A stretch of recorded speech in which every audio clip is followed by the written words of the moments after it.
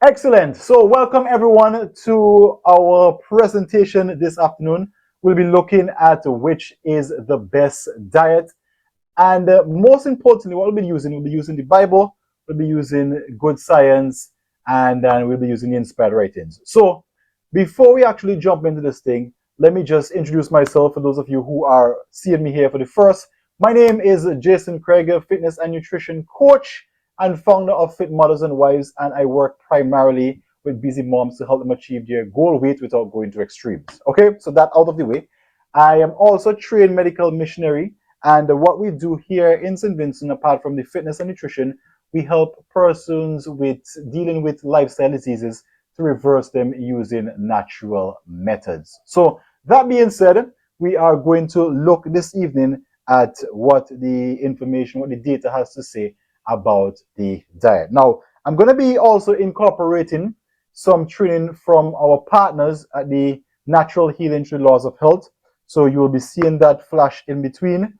And that is, again, just to make sure that we all have the rounded resources so that we can have all of the data available for what we are working on here this evening. Now, let me start by sharing my screen. I'm going to share my screen briefly. I'll be jumping between screens so you will have a better idea there. Now, that being said, in the comments below, let me know how much diets you know offhand. Now, there are multiple diets out there, but I want to know how much you guys actually know, like how much of these diets you actually have heard of. So type some for me in the chat. You guys know I am one of those trainers who like to engage with my audience, so it will not be a straight monologue here. We'll actually be engaging. So let me know in the chat some of the diets that you've heard of. Now, again, over the years, there are so much and they're even adding more, but I want to know exactly what this audience knows about or what are some of the diets that you guys know about. So let me see some coming in here. All right. So let me start some off, right? How much of you have ever heard about the keto diet? Now, the keto diet, that's a very popular one, especially in the last few years. There's also the Mediterranean diet. There's the paleo diet. There's the low carb diet. There's the low fat diet. There's the vegan diet. There's the gluten-free diet. And these are all some of the different diets that we have here in our world. Now, briefly, the keto diet is typically a high-fat, low-carbohydrate, medium protein diet. And these terms, don't worry about them. We'll actually get into them as we go into this training.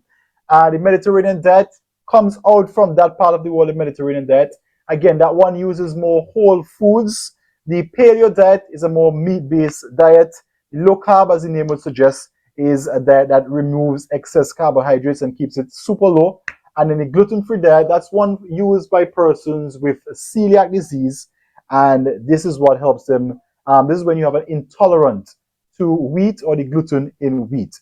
Now, what we know out here, of course, is the standard diet. And when you hear about the standard diet or the standard American diet, as it is sometimes called, that is a diet that is void of whole foods and is laden with most processed food. So think about your local fast food restaurant or fast food chain, and pretty much they will be serving the standard American diet. That is something with fries, burgers, barbecues, nuggets, all of these sort of stuff, minimum vegetables, minimum whole foods, etc., etc.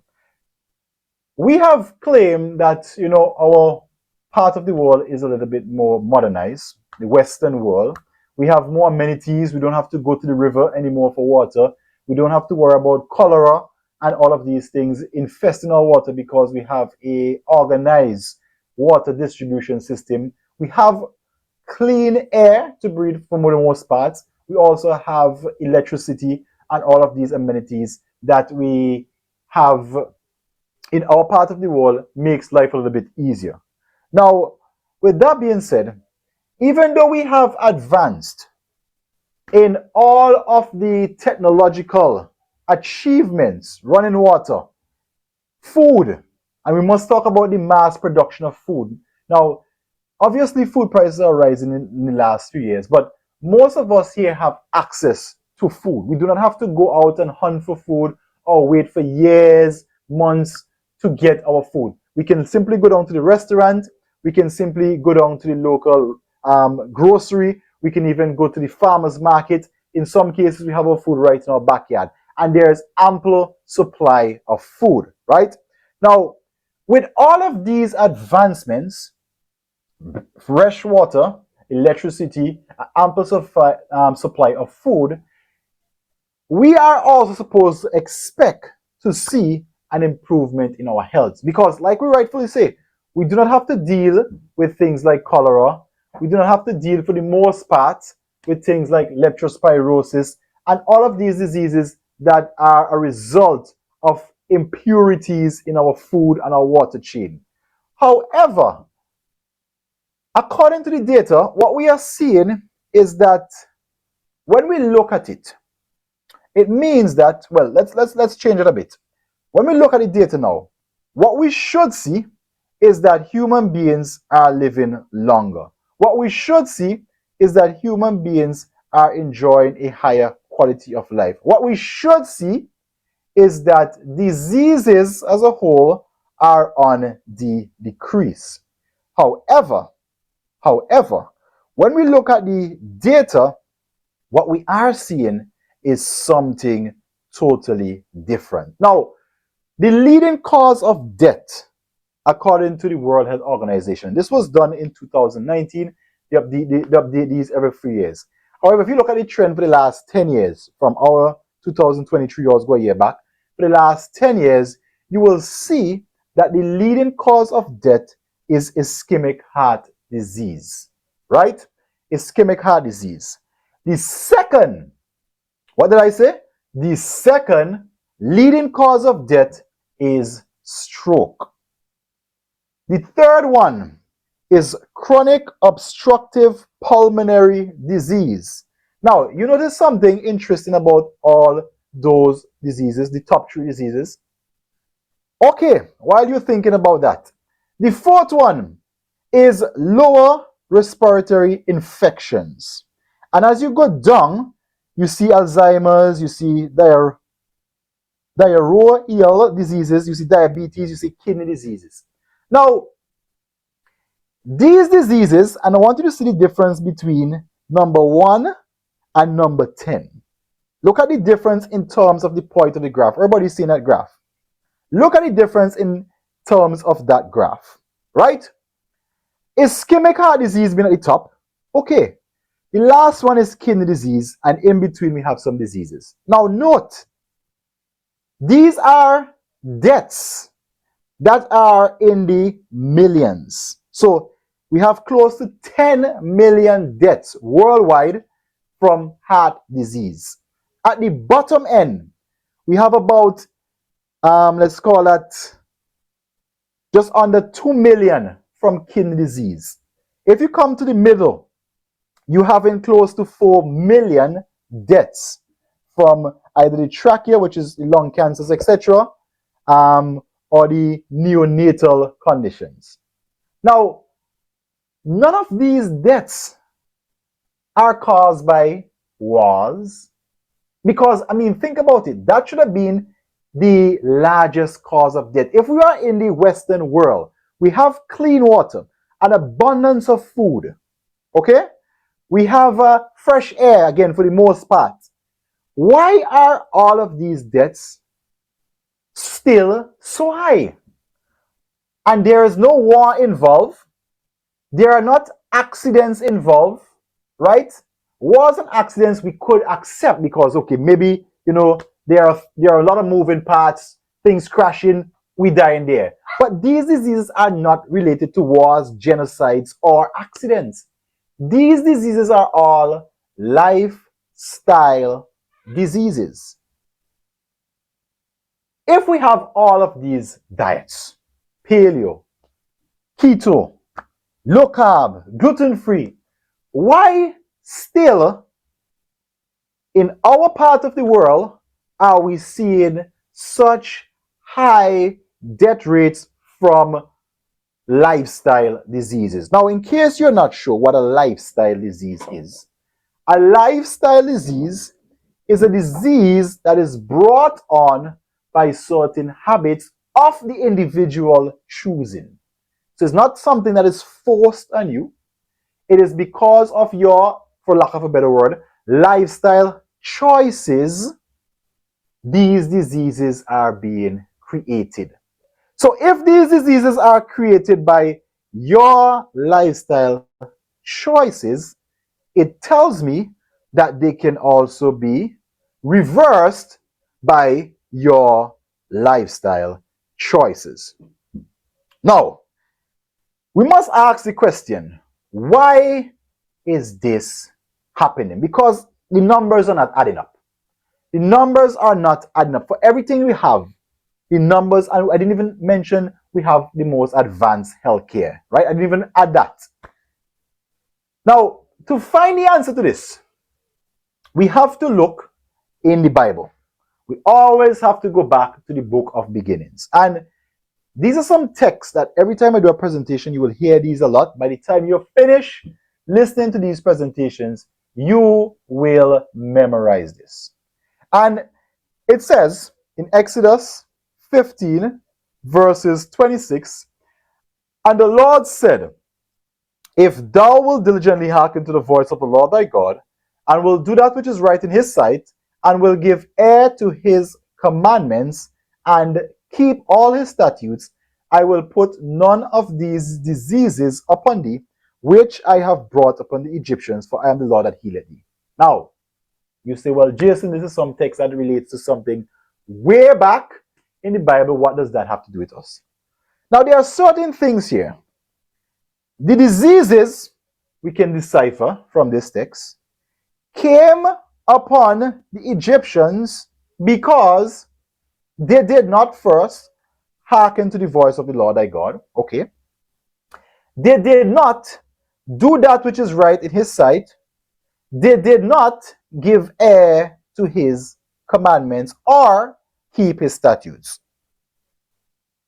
The Israelites were given a chance to hearken to the voice, to do that which is right, to give ear to the commandments, to keep the statutes, and the Lord's response will be that you put none of these diseases. Now, how much of you here on this webinar are familiar with the diseases of the Egyptians?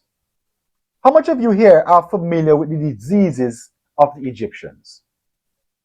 Now, when you get off this webinar, when you have some free time, I would implore you to research the diseases. And what you would find is that a lot of the diseases of the Egyptians were exactly what you saw in our generation. Heart disease, diabetes, stroke, respiratory diseases. A lot of these same diseases were the actual diseases that the Egyptians, however long ago, were experiencing.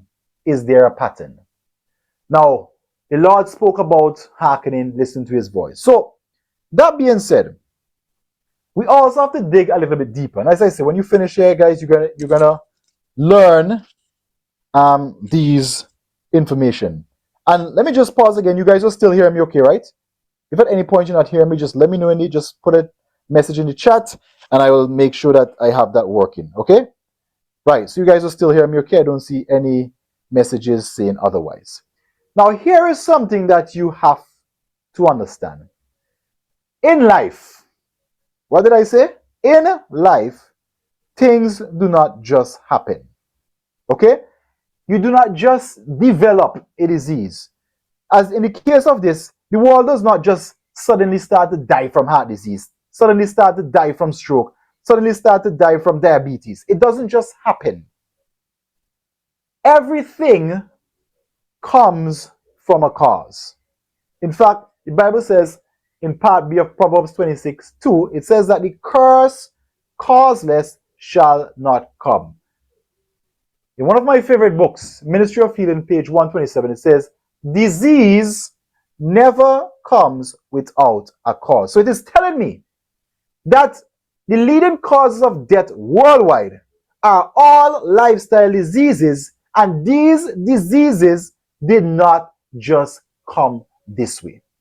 If we have all that we have and we are still experiencing these diseases, it means that there is something that is causing it. Yes or no? If you agree with me, put yes in the chat. If you disagree with me, put no in the chat. Either way, we are still going to be friends. Okay? So while you're loading up the chat, I will continue. Now, when we study this thing, there is a definition for what causes diseases. And that is, disease is an effort of nature to free the system from conditions that result from the violation of the laws of health. So we see here that when we break or violate the laws of health, which also lines up with what we read earlier in Exodus 15:26, the Lord saying, once you keep the statutes, give ear to his commandments, none of these diseases will put upon you. This also says that when we violate the laws of health, we bring diseases upon ourselves. So we are having a worldwide problem here where there are tons of deaths, and we are diving into one of the possible causes. Now, the laws of health are pure air, sunlight, abstemiousness, or another word for abstemiousness is temperance, rest, exercise, proper diet, the use of water, trust in divine power. Now, this evening we're going to be focusing on the part that says proper diet. Now, that being said, let's say you have your phone, your smartphone, right? You guys are listening to me now on your smartphone or your laptop, your device. If something goes wrong with that device, what would be your source to find out what is wrong? Or if you need to get some information about it, like for example, what current you should use, the storage, the memory storage, etc., etc. Where would you go for this information? Of course, you will go to either the manufacturer's website. You would either Google it, which will again take you back to information from the manufacturer's website, giving you the relevant information that you are seeking for. Short answer, you will go to the manufacturer, right? If that person, Samsung, created something, they know all the intricacies of that phone. If it was Apple, they know all the intricacies of that phone. So when you are in doubt, when you are in need of information, you would seek it from the persons who manufactured this device. Now, as human beings, we were also created. We didn't evolve from nothing. Okay? And that is for a different time, but we were created by God. And if we were created by God, it means also that God would have a manual for us. A manual in which we can understand what is the best diet. When He created us, right? When He put us on this earth, what did He intend? What diet did He intend for us to subsist on? And we are going to look at that. Now, what is the purpose in your own words? Put in the chat now. Get your keyboards ready. What is the purpose of food? Why do you eat food? This is your answer. Right? Let's go ahead and get some answers going here. Why do you eat food? I want to hear it. Why do you eat food? And just for the record, I'm just going to pause. So, some of the reasons you guys eat food is for energy, right? Okay. To nourish your body, to stay alive.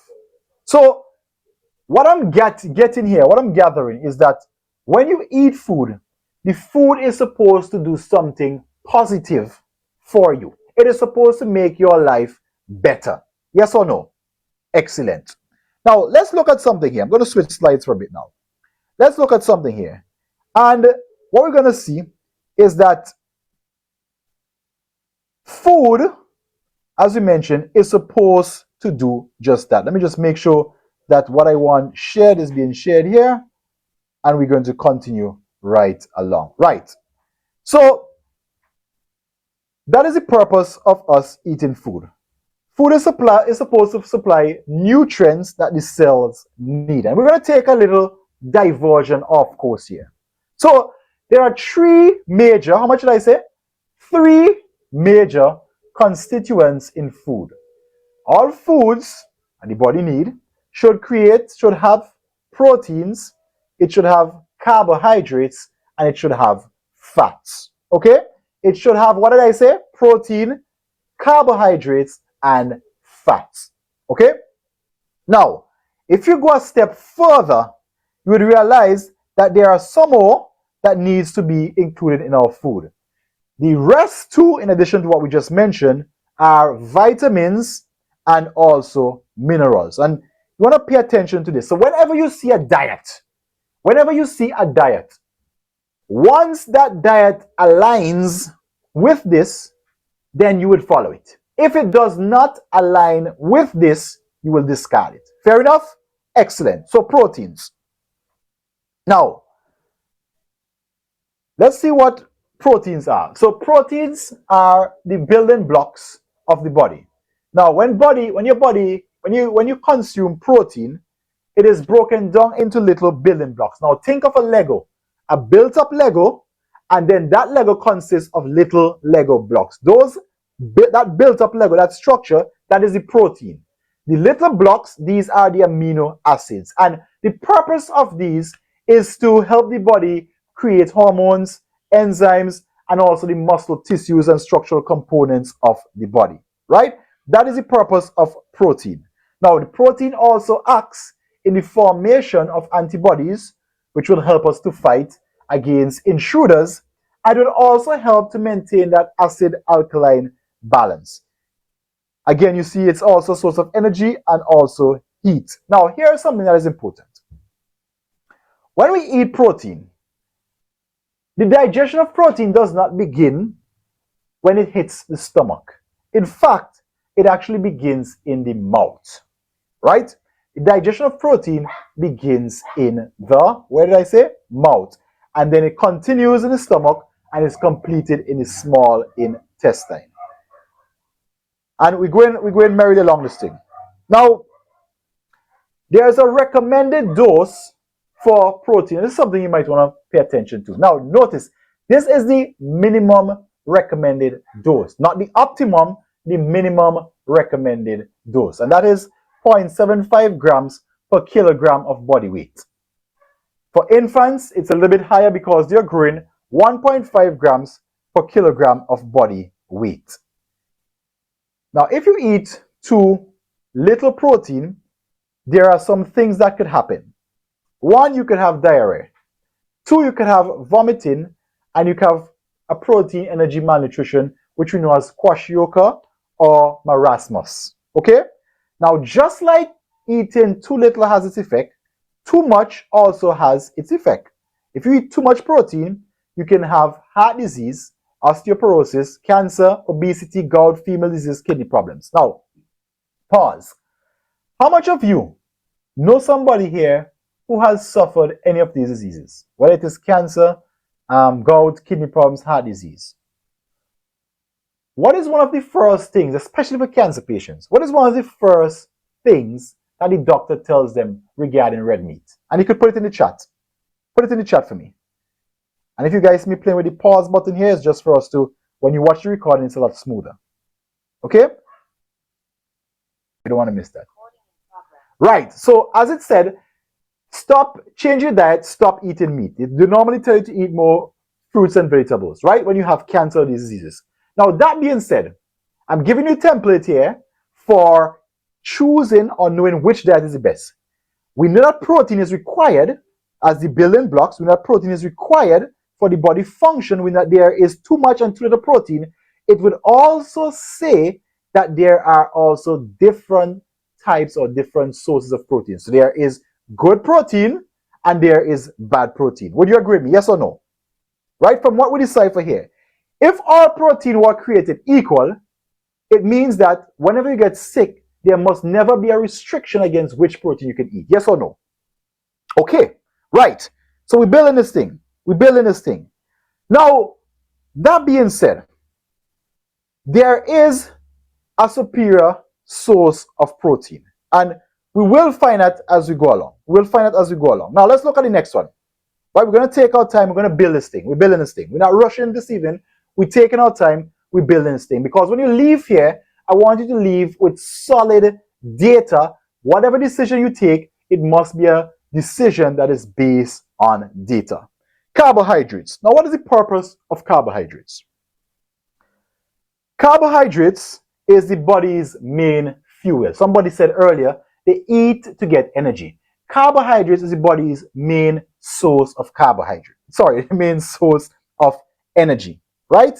And that's what the body really uses to supply energy to the different cells. Now, just like protein, would you agree that there are good sources of carbohydrates and there are bad sources of carbohydrates? Would you agree with me in the chat? Of course, excellent. So, we know that there are good sources and there are also bad sources of carbohydrates. Now, once we use the good sources, we can expect to get the good results. If we use the bad sources, we can expect to get horrible results. Now, what about the last one? And that one is the fats. What is the purpose of fats?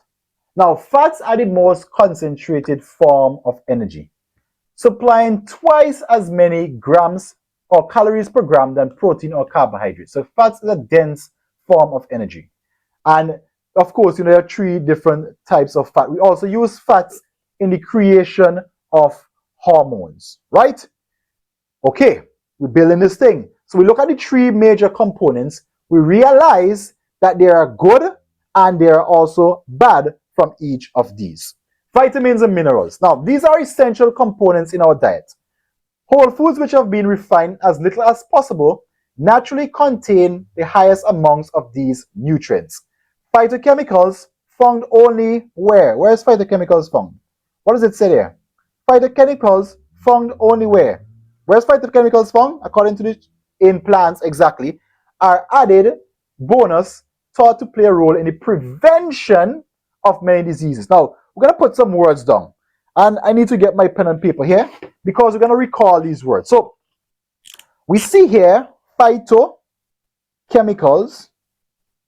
We see here vitamins and minerals are found in our food when the food has been more in its whole or natural state. When we refine the food, most of the vitamins and minerals are taken away. Now, you're seeing something coming out there. We also see in the preparation of the food is important. Or the diet that we are going on, the preparation of that diet is also important, right? So, we now have a structure with which we are going to build upon. So, whatever food we eat, that food must contain protein. That food must contain carbohydrates. That food must also contain fats. Yes or no? Everybody agree with me so far? And let me just get this down a bit. Right. That food must also contain fats. Now, let's go back. Right? I want to give you guys the tools to make your own choices. Let's go back here. The keto diet. What is a keto diet? It is a low carbohydrate diet. Now, according to what we just studied, is carbohydrate needed in the body? Yes or no? And now you guys are going to answer me because I'm giving you the data, you are making the decision. Is carbohydrate needed in the body? Yes or no? And get close to your computers now. You're going to be doing a lot of typing. Okay, everybody say yes. Let me ask you a different question. If you look at the foods that are naturally found in nature, we're in the Caribbean. Mangoes, bananas, sweet potatoes. Let's look at broccoli. Let's look at lettuce. Let's look at coconut. Let's look at yams, edos, dasheen, cassava. What is the dominant nutrient in these? Protein, carbohydrates, or fats? What is one of the most dominant nutrients in them that all of these have? Let me see in the comments below. Comments lighten up now. So you gotta stay close to that keyboard. As soon as we drop a question, you're ready to answer. Right there with me. Proteins, carbohydrates, or fats? Which of these is one of the most dominant in all of these? Mangoes, guavas, sweet potato, yams, edos, dasheen, cassava, bananas. What is one of the most dominant in these? Carbohydrates. Okay. Right. Okay. We're building. So, if our creator place all of these foods around us that are dominated with carbohydrates, why then would he make our body operate on a low carb diet? Think about that. So the key to that, that's 0 to low carbs. High fats, moderate amount of protein, 0 to no carbs. That specific diet. But we see that our Creator has created majority of the foods here in the Caribbean, also in the US, because you guys have grains, wheat, you guys have corn. Those are carbohydrate dominant. So if he wanted us to be a low carb, why did he create all of these carbs around us? Something seems off. Yes or no? Okay, excellent. Now, what we are beginning to see here is that there is an established pattern as to how we should eat. And we're bringing this thing in. We're going to bring this thing in here this evening. As I said earlier, whenever you are in doubt about your device, you're driving a car, you or the mechanic is always going to refer back to the manual. The manual will tell you exactly what the manufacturer had in mind when they created that vehicle, what components, what oil, what gas, what tire pressure, what hydraulic fluid, what transmission fluid. In your case of your phone, how much voltage should be used, how long it should be charged for, when the software needs to be updated. They would have these stipulations in place. So is it fair? And you're going to answer me in the chat. Remember, you write at the chat, you write there on the keyboard. As soon as Coach Jason drops, you're ready to answer me. Is it fair to assume, just like our human manufacturers has certain stipulations for our food, for our car, is it safe to assume that our heavenly creator, our heavenly manufacturer, let's use the same word, has certain stipulations for the food that we put in our body? Yes or no? And you guys write in the keyboard. You're fine with me. You're right there with me. You're right there with me. Right. Great. Excellent. So that being said, there must be a verse, something in the Bible, and I want you guys to write these verses down, because it's not Coach Jason saying you're going to go back like Bereans, and look at this information for yourself and make sure that what I am saying here lines up with what your Bible says. So we are looking in Genesis, the book of beginnings, starting from there. Shortly after he created us, he gave us what should be used to fuel our body. And it says, you have your Bible with me, you're reading or you're looking at the screen. And God said, behold, I have given you every herb bearing seed. Pause. Get your pen and paper, write that word down. Herb, or write that group of words down. Herb bearing seed. Okay. Continues, which is upon the face of all the earth, and every tree in which is the fruit of the tree yielding seed. That's the next of the words you're going to write down. Fruit of a tree yielding seed. To you it shall be for meat. Okay. So we have two words there, two groups of words. The first group, you have your pen, you have your paper, you're writing. Herb bearing seeds. The second one is fruit of a tree yielding seed. Okay? Now these are the two. The text goes on to say, if you have your Bible with me, I don't have it on the screen, but the text goes on to say, and you will see why this will come in important. Now that was what the human beings were supposed to eat. Okay, we're building. Now what about the animals? It says to every beast of the earth, you're with me, to every fowl of the air, and to every creeping thing upon the earth wherein there is life, I have given every green herb for meat. And it was so. So when the Lord says meat here, you could go and look it in your concordance. You're talking about food, not flesh. Okay, that's what meat means. Food. Okay, nourishment. So when the Lord manufacturer put us on this earth, For humans, your thing was herb bearing seed, fruit of a tree yielding seed. For animals, herb of the field. Okay, fair enough. Excellent. Now, but what are these? So when we talk about herb bearing seed, look at the word just as it. The herb bearing seed. If you look at things like corn, if you look at things like wheat, corn, peas, beans, right? Quinoa, to go for a next example there. If you take these seeds in the corn seed, in the peas bean, or the peas seed, the bean, the grains of quinoa, you plant them in the ground, or you put them in the ground with the right soil, water, and sunlight. What would happen to them? What would happen to those seeds?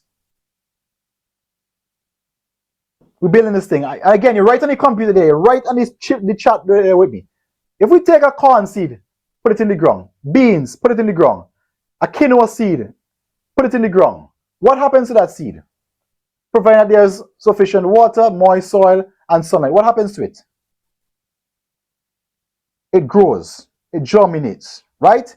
So these herbs or these plants, right? So let me just change the words up now. So these plants bearing seed. Corn creates corn kernels, which are also the seeds that can be used to grow. The green peas, in the pods, there are seeds or the peas, which if we plant in the ground, they will grow. Wheat, same thing.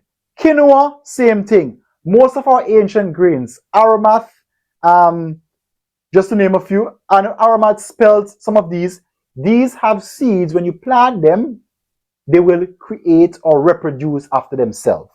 So that is one. So we know that we can eat the grains, we can eat the corn, we can eat the peas, we can eat the beans. Right, everybody follow me so far? And I'm going to take my time with this one because I want you to get it.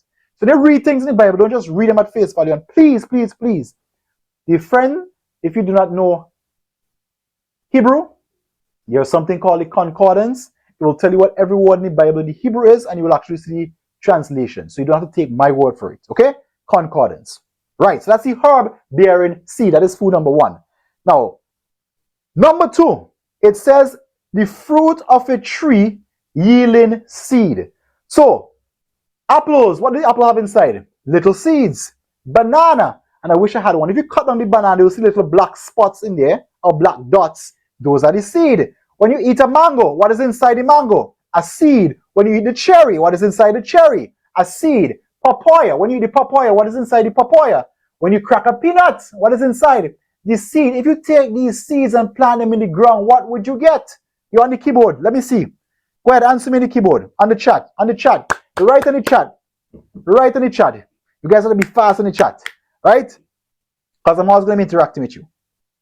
So, herb bearing seed, these are the plants that they create foods, or they create seeds that they can reproduce themselves from. And then for those that have the food that have the seeds inside the food, so these ones, well, let me not say that way. Right, so the herb bearing seeds, we discovered that one. The fruit of a tree yielding seed, we discovered these two. So this is what the human body was supposed to subsist on. Now, let me ask you something very important. Where is the protein? Where is the carbohydrates? Where is the fats? I know I have some fit mass on here today.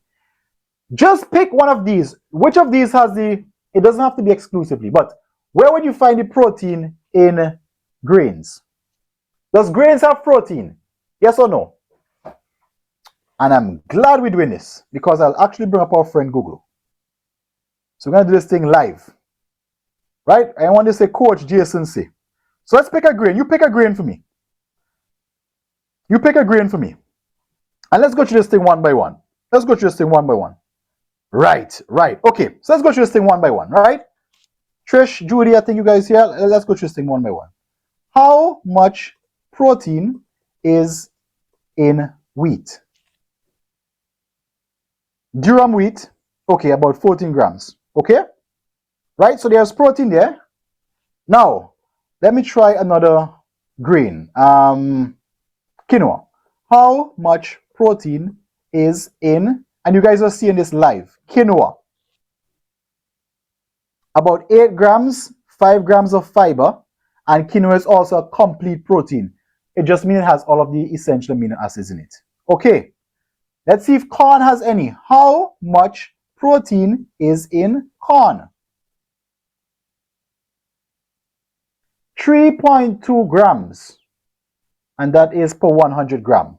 Okay, you're building, we're building. So let's see here. We have, what are the 3 components? Proteins, carbohydrates, fats. Okay, now we have 2 sets of foods to choose from: herb bearing seed and also fruit of a tree yielding seed. Now, is there any fats in corn? Let's go and look it up. And I want you guys to go and do this live. How much fat is in corn? We'll do the same thing for wheat.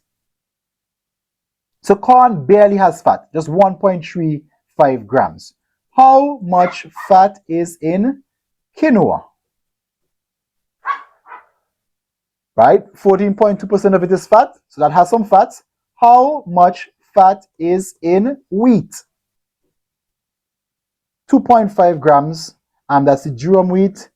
And let's go for like something like, spelt would be a good one. Let's go for the whole wheat. 2 grams of fat in that one. Wheat had 1.9 grams of fat in this one. Okay, so I'm hoping that you guys are beginning to something here. The 3 components that we need in our food: protein, carbohydrates, fats, but then there are also some other things that we need, which are vitamins and minerals. Now, I won't do it here. I'll allow you to do it when you go home this evening, or when you finish this evening. So if you look at the vitamin, mineral component, and even phytonutrients. Now, according to what we read earlier, where is the only place you can find phytonutrients? Exactly, in plants, right? So we have proteins, carbohydrates, fats, vitamins, minerals, phytonutrients. Everything is right there, okay? In these grains. Now, that was the original diet. So when you hear these arguments about, okay, well, you can't get, where would you get protein from if eating plant-based food? You see for yourself that there are protein in these foods. Now, the next question will come up, well, the ratio of carbohydrates to protein is less. Fine, that is fine. What are the other things that we can eat? Bees and peas. Now, let me show you one of the best sources, no matter how much controversy they put over it, that has one of the highest grams of protein in the plant kingdom.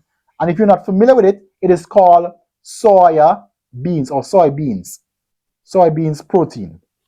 Right, one of the highest, 36 grams in 100 grams of soybeans. It's also a good source of healthy fats. So where would you get if you want more protein, right? If you're on a high protein diet, okay? And I'm saying that with conservation. If you're on a high protein diet, where would you get your protein from the plant kingdom? Obviously, you eat more peas or beans if you need more protein. Where would you get your carbohydrates? It's already there. Most of the foods are loaded. Where would you get your fats? It's already there. Where would you get your phytonutrients, your vitamins, minerals? If you look at the apple, banana, these fruits, these also have all of these components. Now, we're building this thing, right? Then something happened. Sin came into the world. What came into the world? Sin came into the world. And the Bible says that the wages of sin is what? Death, right? So as soon as man sinned, he began to die. As a result, just like every few weeks, Apple would send for you a software update.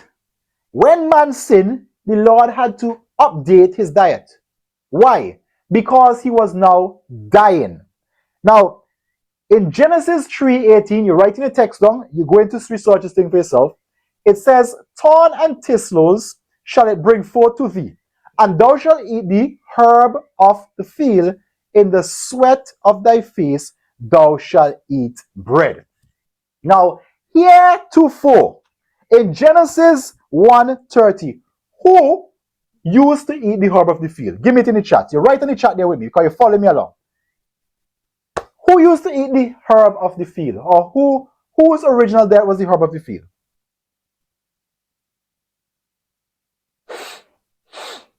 I want to make sure you're paying attention. Right? Animals. Esther, you're paying attention. You're paying attention. Points to Esther. animals, because it says, to every beast I have given every green herb for meat. Now, why would God add herb to the human diet after sin? Now, if you're familiar with herbs, you know that herbs, and when we talk about the herbs, you're now talking about things like our broccoli, our lettuce, our cabbage, our spinach, our medicinal herbs like rosemary, dandelion, those sort of stuff. These have healing properties in them. They also help to fight against free radicals or the let's call it, let's just, okay, they help to prevent the body from getting things like cancers, etc., right? If you were now dying, the Lord gave you herbs to extend your life and to prevent you from falling susceptible to diseases which before then never existed. So that's why the Lord now gave us herbs to eat. If you notice in this original diet, herb bearing seed, there's no lettuce, there's no cabbage, there's no celery, there's no parsley, right? There's nothing like that there. However, those were being eaten exclusively by the animals. After we sinned and we started dying, then there is parsley, then there is cabbage, then there is spinach, then there is broccoli, then there is cauliflower. You see where I'm going with this? So, what does that mean? If you are not eating an ample supply of vegetables, please start to do that, because the purpose of vegetables is to prevent you from getting these diseases, one of the things. It will also help your body to fight against all of the toxins, all of the free radicals that are hitting your body, and these carcinogens. Okay? So that is why this was added to the diet. Now, everybody follow me so far. Before I continue, I'm getting too excited, so I just want to pause. Let me take a calm down break. You guys follow me so far. Did I lose you anyway? If you follow me, give me a 1 in the chat. If I lost you, give me a 2 and tell me which part, so I'll go back there and fix that for you. Okay? So let's go here. Give me a 1 in the chat. You write in the chat there with me. You're building. We're building. Okay. We're building. Right. I'm getting seeing the ones coming in. Excellent. Now, something happened. What do I have on the screen there? Something happened. And that something was called the flood. The flood, as we know, and if we don't know, it was to destroy the world because of the wickedness that were in the world. Now, the Lord, being compassionate as He is, told Noah that this will happen, so persons who wanted to be saved can be saved. Now, let me ask you something. And those of you in Trinidad may be able to relate to this a little bit more than us. I'm thinking it was last year or 2 years ago when you guys had the massive flood down there. When you have a flood in a country, what happens to the vegetation? What happens to the vegetation? You write in the chat there. Keep your fingers on those. Keep your fingers on that chat. What happens to the vegetation or the food around? Anything that you have around planted in your garden. Once you have a massive flood, what happens to it? It gets destroyed, right? So if our original diet consisted of herb-bearing seeds and the fruits with the seeds inside, and then the addition being the herbs, however, a massive flood was coming and these herbs would be destroyed, then what would we eat? And that was the third, and this is called the permissive diet, right? I didn't mention it here, but this was the premium, let's use the P's, the premium diet. So the original diet was the premium diet. The upgrade was the protection diet, that is now to protect us from dying, if you want to add it like that. And the third one is the permissive diet. Now, if I give you let's use COVID. During COVID, we used to have to get these swabs, right? Valid for only 24 hours. And once I have this swab, I was permitted to enter into the next country. Now, when I was coming back, could I use that same permission, or was that permission valid for the entirety of my stay, or did I have to get a next permission slip? Obviously, I had to get a next permission slip. So, when something is permitted, it is permitted for a defined period of time. When you have your learner's permit, it is for a period of time until you get your license, right? So permission would always be, or permissive would be temporary. Now, after the flood, human beings were permitted to eat flesh because all of the vegetation was destroyed. But did human beings eat all flesh? Now let me show you something. And only the clean foods went in. I want to show you something, right? And find this with me in the Bible. It says, Genesis 7:2. I'll give you a minute or two to find it. Genesis 7:2. It says, of every clean beast thou shalt take to thee by how much? Sevens, male and female, and of the beasts that are not clean, 2 male and female. So you know here this thing, the animals went in 2 by 2. The animals didn't go in 2 by 2. Only the unclean animals went in 2 by 2. The clean animals went in by 7. Now, what do you mean by clean and unclean?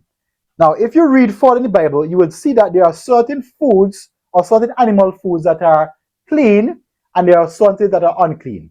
So for the land animals, through the cud, split hoof, those are clean. So that will be like your cattle, your deer, your goat, sheep, etc.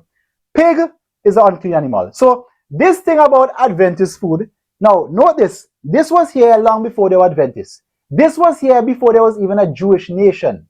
So clean and unclean foods was something that was established from Genesis. It is not a Jewish tradition. It is not an Adventist tradition. It is a Bible tradition. I just want to stick that in there. Right? They say Adventists doesn't eat, Adventists not eat pork. No, that's an Adventist thing. Not a Jewish thing. It's not a, what was the word he used? Kosher thing. Right? It is a Bible thing. The boss, when he created it, that's how he set it up. They had clean and unclean animals before there was a Jewish nation. Before there was an Adventist church.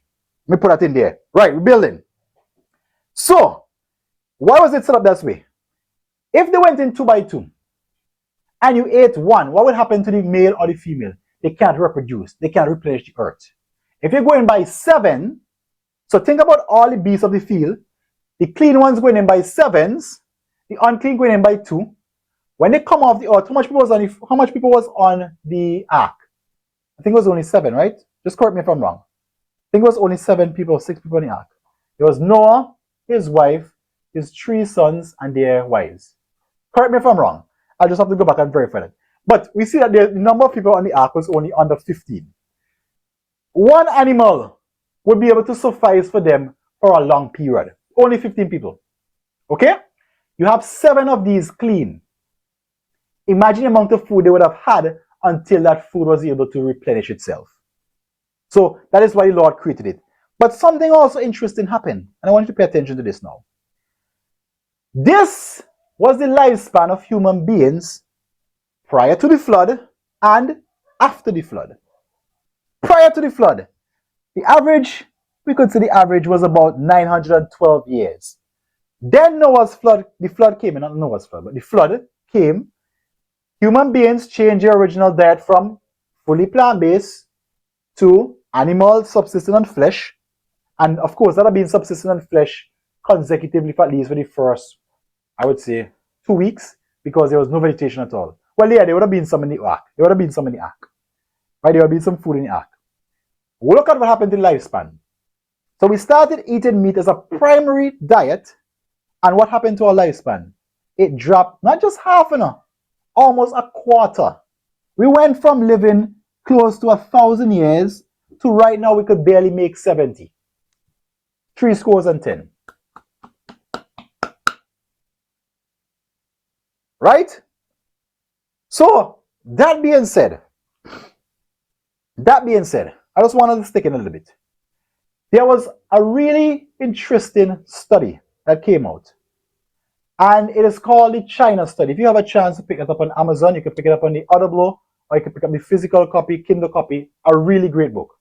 They did a massive study on the effects of eating meat or flesh products. And what they found was that the dominant one is that the proteins in animal products help to fuel cancer growth. So that is why when you have cancer, the first thing the doctor tell you is to come off of flesh because you want to retard the growth. So my question is, why wait until you get affected with a lifestyle disease to reduce your flesh intake? You've always heard it saying prevention is better than cure. Right? An ounce of prevention is worth a pound of cure. Why wait until then? And this is something we see. Diabetes, high blood pressure. Most of you here would have seen the high blood pressure presentation we did a couple of weeks ago. High cholesterol, obesity, stroke. Most of these are caused by the arteries becoming, well, for the circulatory diseases. And let's go back to our chart here. Our chart here is going to pull up some real life data. So heart disease, stroke, chronic obstructive pulmonary disease, all these are dealing with diseases that are related to the arteries being clogged, and it will either trigger a heart attack, it will trigger a stroke, or it will trigger a chronic obstructive pulmonary disease. Okay? These clogs, as we would have studied in the high blood pressure seminar, came from excessive consumption of animal fats. Something else to note, when you eat animal foods, or when you eat flesh products do not contain fiber. Why is fiber important? Fiber binds extra cholesterol and toxins and takes it safely outside the body. So if you are eating predominantly animal products, I'm not even going to go into the processing part. Processing is a totally different ballgame by itself. Let's say you're eating whole food animal products, your fat content will be a lot higher. Your animal, your fat content will be a lot higher. Your body already makes most of the cholesterol from the liver. You are now adding extra cholesterol from the flesh foods, which is setting you up for the narrowing of your arteries and setting you up for ischemic heart disease, stroke, chronic obstructive pulmonary disease. Right? You see where this is going? Now, what about lower respiratory infections? What you say, Jason? Lower respiratory infections, that has nothing to do with clogging up the arteries. Correct. Now, remember what we said, the herbs, what was the purpose of the herbs? The herbs was to prevent, right? The herbs are supposed to prevent the development of diseases. Lower respiratory infections tend to come from persons who are smokers or secondhand smokers. So by smoking, you're already preparing to kill yourself. If you are unfortunate to be the victim of secondhand smoking and not eating herbs, then you're already setting yourself up for death. If you notice, all of the other Alzheimer's, which is type 3 diabetes, by the way, and all of the others are all related. Like diabetes, for example, high fat will help to contribute to that. A lot of processed foods, a lot of processed carbohydrates, kidney disease, a lot of meat eating can also contribute to that. And what you notice here, if you eat a diet that subsists in mainly flesh products, you will put yourself at disposal to most of the disease. Ask yourself these questions. Where does the animals get their nutrients from? Right? So where do they get their protein, carbohydrates, and fats from? As we read earlier, most of these will get their nutrients from the foods or the herbs of the field. What about our predators like the lion? They will get their food from the buffalo. Where does the buffalo get its food from? The buffalo gets its food from the grass. So instead of going through all of these mid-level management, why not go directly to the source? Right? So I'm going to bring this thing in. Right? I'm going to bring this thing in with one last slide. And if you were to just summarize it, it will be this quotation from one of my favorite books. Grains, fruits, nuts, vegetables constitute the diet chosen for us by our Creator. And next one says, in grains, fruits, vegetables, and nuts are to be found what? All the food elements that we need. So whenever you are choosing a diet, you want to ensure that one, it lines up with the original diet, herb bearing seed, fruit of the tree. Because we are born in sin and shaped in iniquity, and because we are suffering the wages of sin, ensure that you also have your herbs of the field, right? So that your lettuce, your broccoli, your vegetables, etc. And the flesh, remember, that was only permitted. Now we have gone many years past the flood, and the same place that these flesh items get their nutrients from, you can go directly to that source without having to eat secondhand food, right? And what you would also find is that the proteins, carbohydrates, and fats that comes from the plant kingdom are the ones that are needed for your body. So for example, you will never find trans fat in the vegetable world, right? You will never find trans fat in the vegetable world. Trans fat is something that comes from processed or hydrogenated oils, okay? And then when we add fry into that, then we further exacerbate the problem. So if you eat foods that are designed from the plant kingdom, you'll find that a lot of your ailments will be reversed. A lot of your diseases will be reversed. A lot of the pains, aches, problems that you constantly experience will be reversed. And I'm going to go deeper into this thing. I'm going to show you guys, we did the high blood pressure already. I'm going to do the diabetes. I'm going to do the high cholesterol. I'm going to do obesity. I'm going to do fibroids, which affects a lot of our ladies, PCOS. And you will find that all of these get their fuel from eating a diet that is constituted of animal and flesh products. Right? So remember the Bible says, the Lord wishes above all things that we prosper and be in good health. When the Lord created this original diet, it was for us to be in good health. Not to be spending money on statin drugs, not to be spending money on insulin and metformin, not to be living our lives always in a doctor's office. It was for us to enjoy this world and spend time doing good, doing our part here until our final translation. And what you would also find is that we'll go through this thing one by one in our next lecture. But apart from proper diet, there are some other components like pure air, sunlight, abstemiousness, etc., which we'll go into that would also help to reverse these conditions. So whenever from now you come across a diet, you come across whatever new plan they have, keto, Mediterranean, paleo, low carb, low fat, vegan, gluten-free, whatever it is, make sure that that diet lines up with the one that was originally created for you. Once it lines up with it, proceed. If it doesn't line up, stay away from it. Okay? And I hope you guys really enjoyed this training tonight. I just wanted to make sure that it was simple. I want to make sure that it was, again, not just me talking off the top of my head, but it was biblical based, it was factual, and you guys could go and cross-check this. So what I'm going to do right now, I'm going to pause for some questions. If you guys have any questions, just raise your hand. I will acknowledge those questions, and then we will wrap it up.